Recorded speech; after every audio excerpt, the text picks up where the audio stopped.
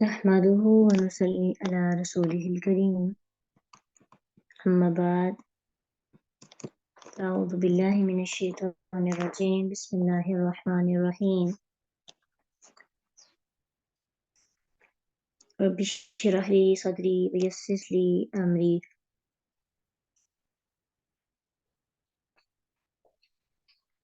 واحلل عقدة من لساني يفقهوا قولي رب زدني علما اللهم ربنا زدنا علما اللهم أرنا الحق حقا وارزقنا اتباعه وأرنا الباطل باطلا وارزقنا اجتنابه آمين انظر دیکھو کیف کس طرح ضربو انہوں نے بیان کی لکا آپ کے لیے لا کے لیے کا آپ یو انگلش میں ہم یو کسی کو کہنا ہو تو ہمیں یہ نہیں پتا ہوتا کہ سامنے والا لڑکا یا لڑکی جینڈر نہیں ہمیں پتا ہوتا ایون کہ سنگلر پلورل کا بھی نہیں ہوتا اس میں واحد جمع کا بھی نہیں ہوتا یو بس ایک لفظ ہے وہ واحد کے لیے بھی وہی استعمال ہوتا ہے جمع کے لیے بھی وہی استعمال ہوتا ہے مذکر کے لیے بھی مؤنث کے لیے بھی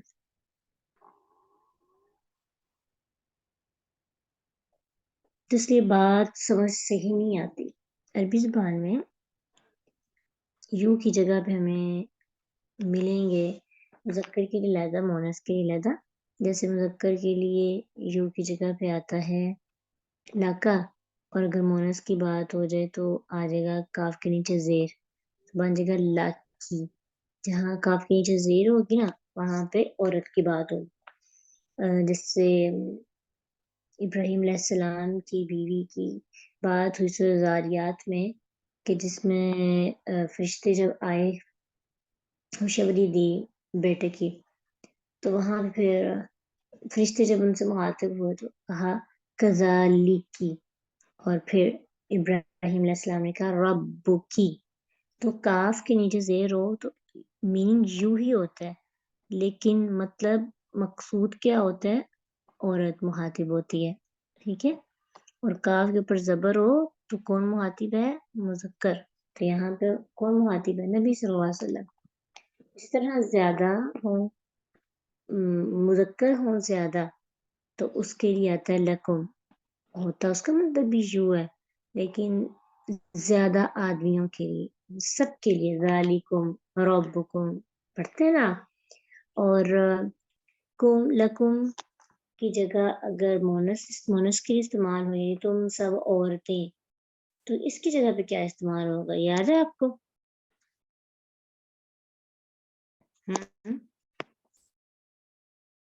پتہ ہونا چاہیے نا کننا ماشاء اللہ اس جگہ پہ استعمال ہوگا کننا یہ آپ کو ایگزامپلس ملیں گی اس کی سورۃ طلاق کے اندر موجود ہے اور بھی جگہوں پہ ہیں لیکن سورۃ طلاق کے اندر دیکھ سکتے ہیں ان کو ٹھیک ہے تو یہ تھوڑا سا ہے اس کو اگر آپ ذہن میں رکھیں تو ٹرانسلیشن میں آسانی ہو جائے گی کیف کس طرح ضربو انہوں نے بیان کی لکاب کے لیے الامثال مثالیں اور فغلو تو وہ بٹک گئے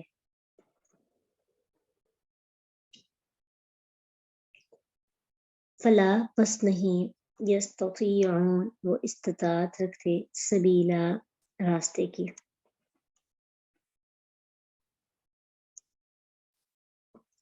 اب یہاں پہ رسول اللہ صلی اللہ علیہ وسلم کو کہا جا رہا ہے کہ دیکھیں انہوں نے تمہارے لیے کیا مثالیں بیان کی آپ کو جھوٹا ثابت کرنے کے لیے کیا کچھ نہیں کیا اور کبھی آپ کو مجنون کہہ دیا کبھی آپ کو ساحر کہہ دیا اور کبھی کہا کہ آپ نے خود قرآن لکھا ہے کبھی کہا کہ کسی سے لکھوایا ہے کبھی کہا کہ تجارت کے سلسلے میں جاتے تھے وہاں سے سیکھ کے تو خود ہی لکھ لیا اور کبھی کہتے کہ نبی کھاتا کھاتا کیسے ہے اور کبھی کہتے کہ نبی کے ساتھ فرشتہ ہونا چاہیے یا پھر دولت ہونی چاہیے تو یہ ساری باتیں وہ آپ کو بتاتے دراصل یہ ساری باتیں کیوں کہتے کیونکہ یہ حق قبول نہ کرنے کے بہانے کر رہے ہیں، ہر درمی اور تعصب کی وجہ سے ان کے تعصب نے ان کی ہر درمی ان کو اندھا کر دیا ہے، اس لیے اس طرح کی بے تکی باتیں کرنے پہ مجبور ہے، اور انہیں ان باتوں کی اہمیت کا نہیں پتا کہ وہ کتنی بڑی بڑی باتیں کر دیتے ہیں۔ فلا یستطیعون سبیلا، بس نہیں وہ استطاعت رکھتے کسی بھی راستے کی، یعنی اللہ تعالیٰ کی طرف سے بھی اور ان کی ہر درمی کی وجہ سے بھی کیا ہے کہ ان پر دعوت حق جو ہے وہ رستہ بند ہو گیا، وہ کسی صورت میں بھی اسے قبول کرنے کے لیے تیار نہیں ہے۔ ٹھیک ہے،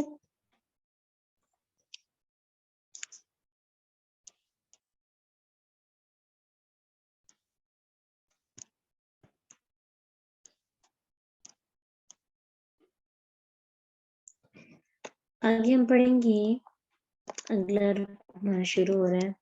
تبارک، بہت بابرکت ہے، الذی، وہ جو، ان اگر شاء وہ چاہے، جعل وہ بنا دے، لکا آپ کے لیے، خیرن بہتر، من ذالک اس سے، کس سے بہتر، جو یہ ڈیمانڈس کر رہے ہیں ان سب چیزوں سے بہترین اور بڑی بڑی چیزیں بھی آپ کو مل سکتی ہیں، جنات، باغات، ایسے باغات تجری بہتی ہوں گی، من تحتہا ان کے نیچے سے، من سے، تحتی نیچے، ہا ان کے، اب ہا جو ہے یہ یہاں پہ مونس کے لیے استعمال ہوا نا، تو پیچھے کس مونس کی بات ہو رہی ہے؟ پیچھے کوئی لڑکی تو ہے نہیں، مونس کی بات ہو رہی ہے۔ کون سا لفظ ایسا ہے جو مونس ہے جس کے لیے ہا استعمال؟ جنات، اور جنت مونس ہے۔ عربی لینگویج کے اندر نا مذکر مونس کا خیال اس لحاظ سے نہیں رکھا جاتا جیسے ہم اپنی اردو یا انگلش میں رکھتے ہیں، یہاں پہ مونس کی کچھ علامات ہوتی ہیں اور کچھ مونس کے لیے سلیکٹڈ حروفs بھی ہیں، ورڈز ہیں جن کو جو مونس ہوتے ہیں ہر حال میں۔ تو جناتن دراصل جمع ہے جنتن، تو جنتن یعنی عربی میں یہ جو نیو بھی ہے نا ان کے لیے اسپیشلی تھوڑا تھوڑا سا آپ نے دیکھنا ہے، جس بھی لفظ کے آخر میں یہ تا ہوگی نا، گول تا، اور اس کے اوپر دو نقطے ہوتے ہیں، ہا جسے آپ کہتے ہیں گول تا ہوگی، وہ مونس ہوتا ہے، یہ ایک علامت ہے، اور بھی ہیں لیکن ایک ہے جی، آپ یاد رکھ سکتے ہیں۔ تو اس لیے ہا، من تحتہا ان کے نیچے سے۔ اب یہ دیکھیں اگر پیچھے کسی مذکر کی بات ہوتی تو یہ پروناؤن ہے نا، تو پروناؤن جو ہے اس ناؤن کی جگہ پہ یوز ہو رہا ہے، ٹھیک ہے۔ اگر پیچھے کسی مذکر کی بات ہوتی تو طرح اندر ہو، ٹھیک ہے، ہو استعمال ہونا تھا، اور مونس کے لیے ہا۔ اب دیکھیں کہ جیسے یو ہے نا، تو یو کی جگہ پہ آپ نے ابھی پیچھے پڑھا کا، کی، کم، کننا، یہ یو کی جگہ پہ کچھ ورڈز آپ نے، کچھ پروناؤنس آپ نے دیکھے۔ اسی طرح جیسے آپ ہم پڑھتے ہیں، ہر پڑھتے ہیں، تو یا ہی، شی، ان کی جگہ پہ بھی عربی میں جو پروناؤنس ہیں اس کا آپ کو پتہ ہونا چاہیے۔ تو یاد رکھیے ہا جو ہے وہ مونس کے لیے اور ہو جو ہوگا وہ مذکر کے لیے۔ الانہار نہریں، یعنی اس جنت کے نیچے سے نہریں بہہ رہی ہیں، وَيَجْعَلْ، اور وہ بنا دے، لَكَ آپ کے لیے، لا کے لیے، کا آپ، قصورا، محل۔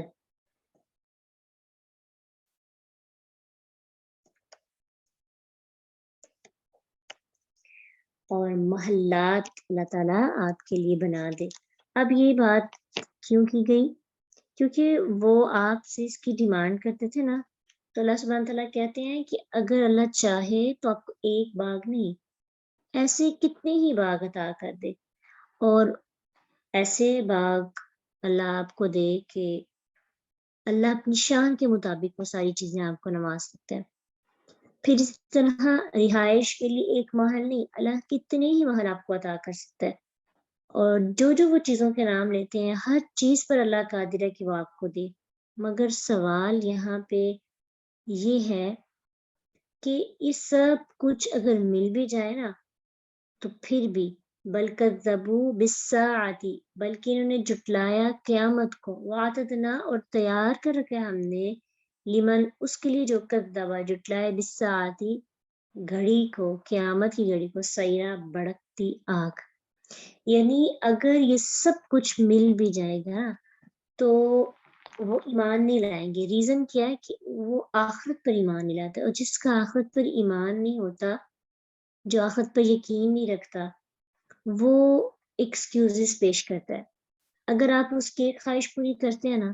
مطلب ایک سوال ہے اس کے ذہن میں، آپ اس کا جواب دیں گے، سیٹسفائڈ کرنے کی کوشش کریں گے، اگر اس کے دل میں نیت و ہدایت نہیں ہے یا اپنے دل کو حق کی طرف لے کے آنا نہیں، وہ کبھی بھی اس ایک سوال کے جواب مل جانے پر بھی سیدھے رستے پر آئے۔ دوسرا اعتراض، تیسرا اعتراض، چوتھا، پورا کرتے جائیں گے، اپنا وقت ضائع ہوگا، وہ بندہ ہمارے وقت کو بھی ضائع کرے گا اور ایمان بھی نہیں لائے گا۔ تو اس لیے بابرکت ہے اللہ اگر چاہے تو آپ کو بہت سے باغات دے دے جو ان کے کہے ہوئے باغوں سے بہت بہتر ہوں، جس کے نیچے سے نہریں بہہ رہی ہوں، وہ آپ کو بہت سے محلات دے سکتے ہیں، لیکن مسئلہ یہ ہے کہ یہ سب کچھ پانے کے باوجود بھی جن لوگوں کے لیے ہم آپ کو یہ عطا کریں گے وہ کبھی بھی ایمان نہیں لائیں گے، بلکہ وہ اور باتیں بنانا شروع کر دیں گے۔ تو پھر ان کی سزا کیا ہے؟ اللہ نے ان کے لیے کیا رکھے؟ عذاب تیار کر رکھے، اور وہ عذاب کیسا ہوگا؟ اذا جب رأتہم وہ دیکھیں گے انہیں، جی ہم جو ہے جمع کے لیے آئے گا۔ اب چونکہ سب لوگوں کے پیچھے نبی صلی اللہ علیہ وسلم کی بات ہوئی تھی تو کا ایک یوج کی جگہ پہ واحد آ رہا تھا، اب جو ہے حاضر نہیں ہے، غائب میں، تو جب وہ دیکھیں گے انہیں، اچھا اگر آپ انگلش میں بتائیں اس کی جگہ پہ پروناؤن کون سا استعمال ہوتا ہے، تھوڑا سا غور کریں۔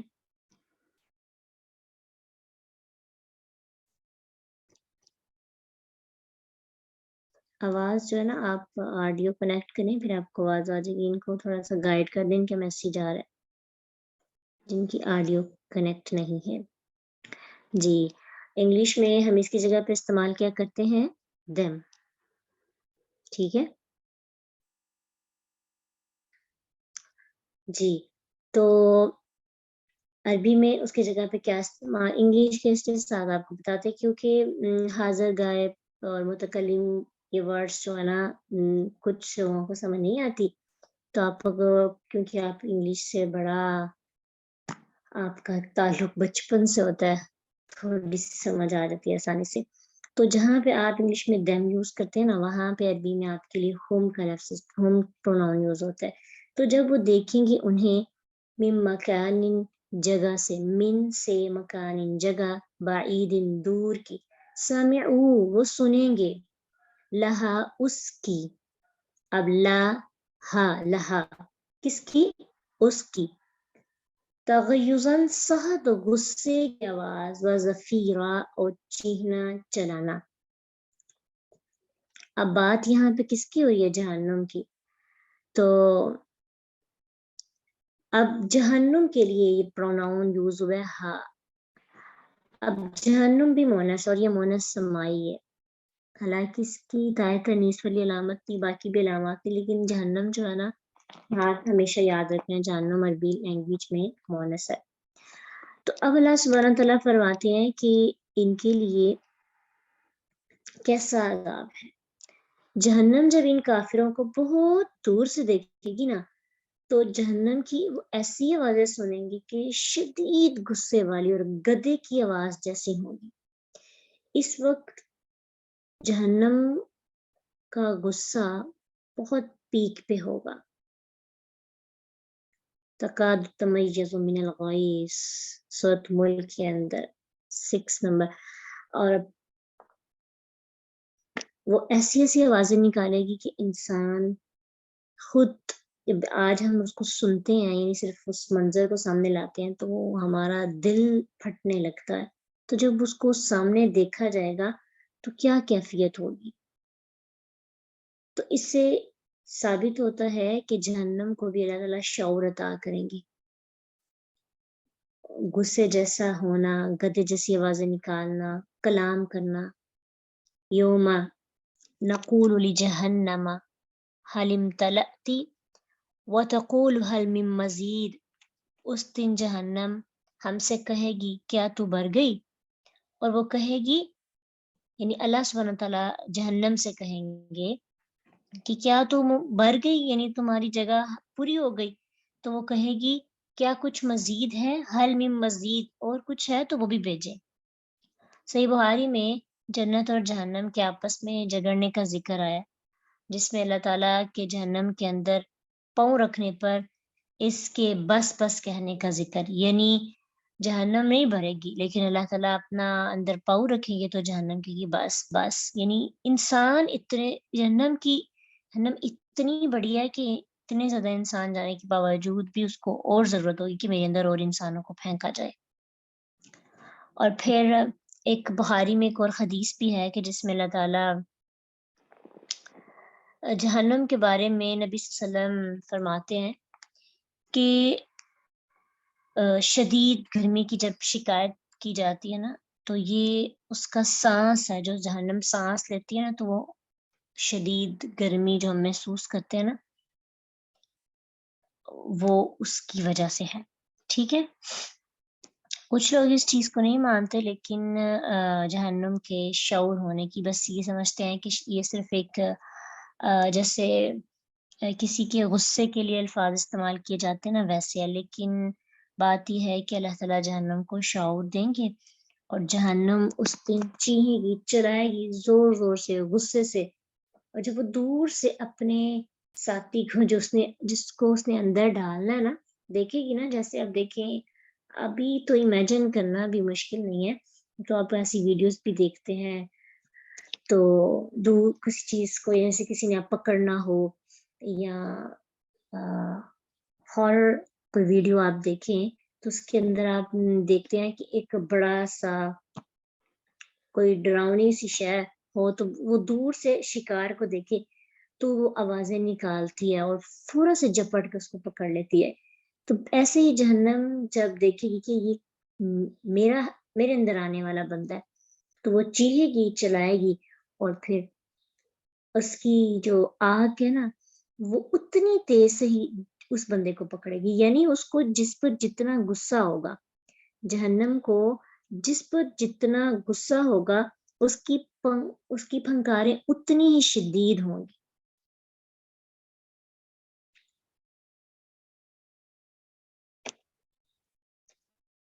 وَإِذَا أُلْقُوا جب وہ ڈالے جائیں گے، منہا اس میں، مکانن کسی جگہ پر، ضَيِّقًا تنگ، مقرنین جکڑے ہوئے، دعو وہ پکاریں گے، ہنالک اس جگہ، ثبورا ہلاکت کی. یعنی کہ جہنم کی تنگ جگہ میں مشکیں کس کر پھینک دیے جائیں گے، اور وہاں پھر وہ اپنے لیے موت کو پکاریں گے. یعنی وہ اتنی تنگ جگہ ہوگی ان کے لیے کہ وہ ہل نہیں سکیں گے. اور وہ تنگ جگہ اس طرح سے بھی ہوگی کہ ایک نوعیت کے، یعنی ایک جیسے جرم کرنے والے لوگوں کو ایک زنجیر کے اندر پرو دیا جائے گا. جیسے تسبیح میں موتی پروئے جاتے ہیں نا، تو ویسے ہی جہنمیوں کو، مطلب کوئی سود والا نا، تو سود والے سارے ایک تسبیح میں پرو دیے جائیں گے. کوئی اللہ کے نبی صلی اللہ علیہ وسلم کا مذاق اڑانے والا یا منافق ہے، تو اس طرح سے ان کو زنجیروں کے اندر پرو دیا جائے گا. اور جہنم کا غصہ اس کی لپیٹ میں وہ ہوں گے. تو اس وقت وہ اللہ تعالیٰ سے موت کی دعا کریں گے، لیکن موت کو تو ذبح کر دیا جائے گا، اور موت جو ہے وہ تو کسی کو بھی نہیں آئے گی.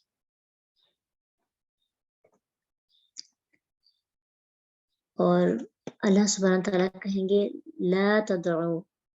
نہ تم پکارو، الیوم آج، ثبورا ہلاکت، واحدن ایک، وادعو بلکہ پکارو، سبورن کثیرا بہت سی ہلاکتیں، یعنی تم ایک موت نہ مانگو، تم بہت ساری موتیں مانگو، تم مانگتے جاؤ لیکن تمہیں موت نہیں آئے گی. اور 1000 بار بھی وہ مرنے کی کوشش کریں گے لیکن دیکھیں اگر کسی گھر میں آگ لگ جائے تو انسان کتنا جلدی جل جاتا ہے،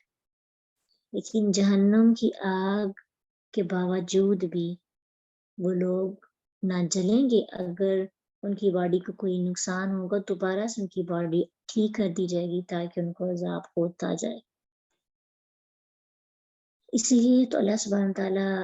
ہمیں دنیا میں اتنی مہلت دیتے ہیں. اللہ سے دعا کیا کریں، یا اللہ ہم سیدھے جنت میں جائیں. یعنی کچھ لوگ ایسے ہوں گے نا جو مطلب جیسے کہ کلمہ پڑھنے والے لوگ ہیں، توحید پرست ہیں، انشاءاللہ وہ جنت میں جائیں گے. جس کے دل میں رائی کے دانے کے برابر بھی شرک ہوگا وہ جنت میں داخل نہیں ہو سکے. لیکن جو لوگ کلمہ پڑھنے کے بعد بھی، توحید کے بعد بھی کچھ ہمارے ایسے ہیں جو برے ہیں، تو ان کی سزا لینے کے لیے ان کو ایک وزٹ تو کرنا پڑے گا اپنی اندر کی میل کچیل ختم کرنے کے لیے. تو ہم نہیں برداشت کر سکیں گے. آج دنیا میں ایک اس کے آپ چولہے کے آگے کھڑے ہوں تو ہلکی سی جو بھاپ ہوتی ہے وہ ہم سے نہیں برداشت ہوتی. تو جہنم کا عذاب بڑا سخت ہے، اور اس کا مطلب یہ نہیں کہ سخت ہے تو ہم اس کو پڑھیں نا. اب تو ہمارا لاسٹ ہے نا، تو لاسٹ جو 10 پارے ہیں ابھی جو سٹارٹ ہو رہے ہیں، اس میں زیادہ ذکر بھی جنت جہنم کا. تو ہمیں اپنے دل اور دماغ کو حاضر کرنا ہے، ایکٹیو کرنا ہے کہ یہ اللہ سبحانہ تعالیٰ نے اگر قرآن میں بتا دی تو کوئی افسانہ نہیں، کہانی نہیں ہے کہ بس ایسے بتا دی. اس کی حقیقت ہے جو سب کچھ سکھایا بتایا تھا کہ انسان یہ نہ کہے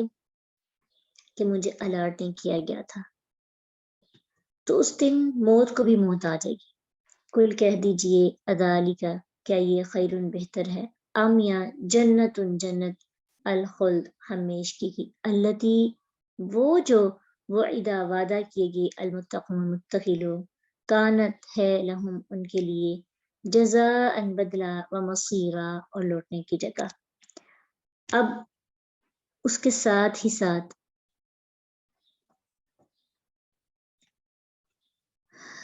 کیا بتا دیا جنت کے بارے میں.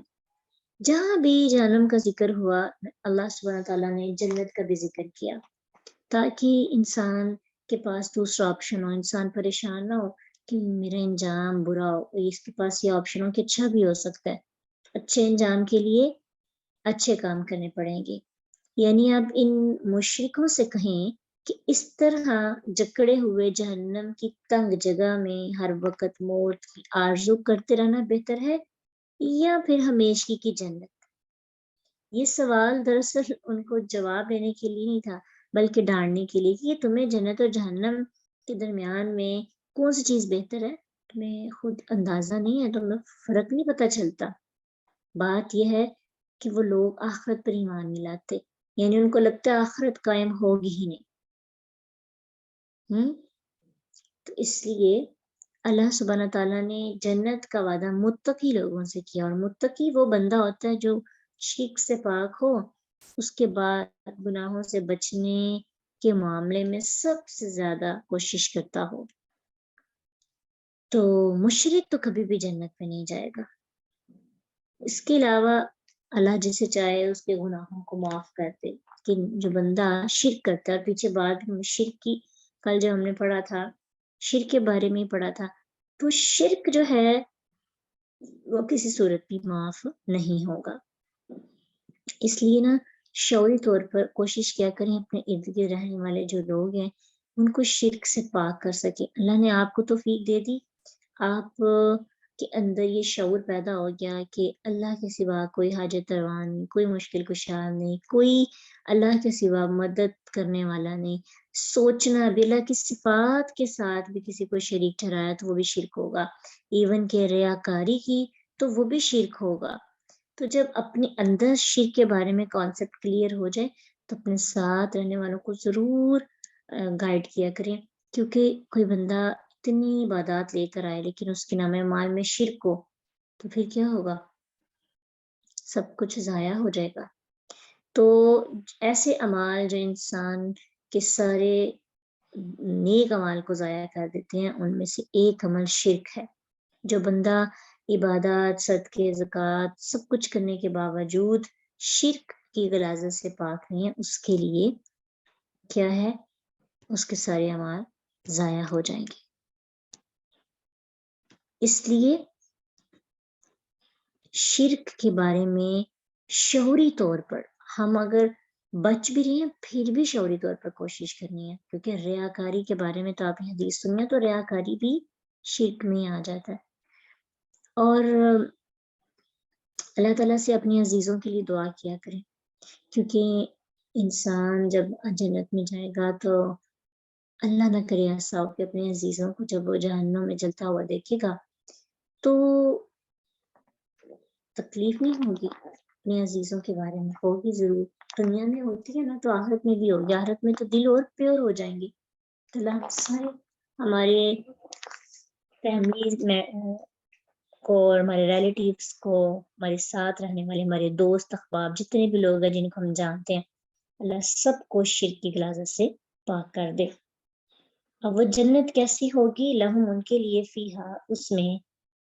ماں جو یشاءون وہ چاہیں گے، خالدین ہمیشہ رہنے والے ہیں۔ وہ جنت ایسی ہوگی اس میں وہ جو جو چاہیں گے ان کو وہ ملے گا۔ کانا ہے علی ربی کا آپ کے رب پر، وعدن ایک وعدہ، مسئولہ پوچھا جائے۔ اب نا سب سے پہلی چیز ہم یہ دیکھیں کہ ما یشاءون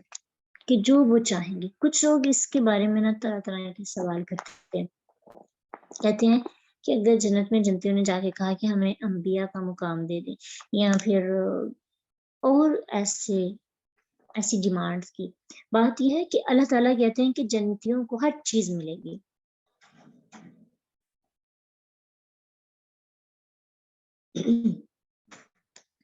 تو جس کی وہ خواہش کریں گے۔ اب یہ کہ ایسی خواہش ان کے دل میں آئے گی نہیں، کیونکہ ان کے دل بڑے پیارے ہو جائیں گے، اور ایسی خواہش ہمیشہ حسد بغض کی وجہ سے آتی ہے۔ تو وہ اپنے شغل میں خوش ہوں گے، وہ کسی سے حسد نہیں کریں گے، وہ اپنی حالت پہ خوش ہوں گے۔ سورہ یاسین آیت 55 میں اللہ سبحانہ تعالیٰ فرماتے ہیں ان اصحاب الجنت یوم فی شغل فاکہون، بے شک جنت کے رہنے والے آج ایک شغل میں خوش ہیں۔ تو ہاں جنت میں مختلف درجات ہوں گے اور وہ رشک کریں گے ایک دوسرے پر نا درجے دیکھ کر۔ وہ حدیث بخاری کی کہ نبی صلی اللہ علیہ وسلم نے فرمایا اہل جنت اپنے اوپر کے بلا خانوں والوں کو اس طرح دیکھیں گے جیسے وہ چاند ستاروں کو دیکھتے ہیں، جیسے ہم چھت پہ چڑھ کے چاند سیارے ستارے سورج کو دیکھتے ہیں نا، تو ایسے وہ ایک دوسرے کے گھروں کو دیکھیں گے، تو دیکھ کر رشک کریں گے۔ اور اللہ کرے اللہ ہم سب کو بھی اتنے اونچے اونچے محل دے کے لوگ ہم پہ رشک کریں، اور اس کے لیے ہمیں ایفرٹس کرنی ہوگی، اس کے لیے ہمیں وہ ففروا الی اللہ، اور اس کے لیے فراغت کے لمحات کو ضائع کرنے کی بجائے ہمیں پروڈکٹیو کام کرنے ہوں گے، پھر ہی ہم اتنی بڑی جنت کے لیے تیار ہو سکتے ہیں۔ تو متقی لوگوں کے لیے دنیا میں نہیں، دنیا میں جو چاہیں گے ان کو وہ نہیں ملے گا، آخرت کی بات ہو رہی ہے کہ جنت میں جو وہ چاہیں گے ان کو وہ عطا ہوگا۔ دنیا میں چاہے مومن ہے یا مشرک ہے، کسی کو بھی وہ نہیں مل سکتا جو وہ چاہتا ہے، وہی ملتا ہے جو اللہ چاہے گا۔ کان علی ربک وعدا مسئولا، ہے آپ کے رب پر ایک وعدہ پوچھا جانے والا۔ اب اس کی دو طرح سے تفسیر کی جاتی ہے، ایک اس کا مطلب یہ ہے کہ یہ وعدہ اس قابل ہے کہ اللہ سے اس کے پورے کرنے کی دعا کی جائے، کہ یہ وعدہ اللہ تعالیٰ نے جو ہم سے کیا، دعا کرنی چاہیے کہ اللہ ہمارے لیے جنت ہمارے حق میں لکھ دے۔ اور ایسا بھی ہے کہ ایسا وعدہ ہے کہ جو مانگنے پر پورا کیا جائے گا، جیسا کہ اللہ سبحانہ تعالیٰ نے مومنوں کی دعا کا بھی ذکر کیا سورۃ آل عمران میں، ربنا